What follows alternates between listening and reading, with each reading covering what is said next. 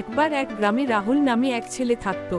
সে স্কুলে যেত, কিন্তু পড়াশোনা করতে ভালোবাসতো না।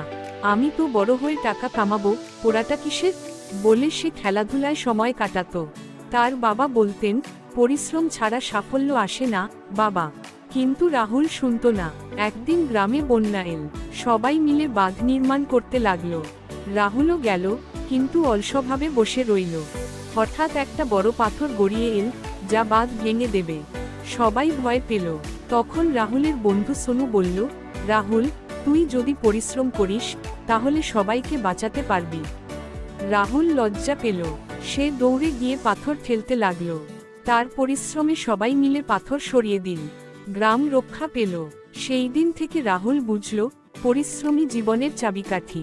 সে নিয়মিত পড়তে শুরু করলো এবং একদিন ভালো চাকরি পেল। শিক্ষা, পরিশ্রম ছাড়া কোনো স্বপ্ন পূরণ হয় না।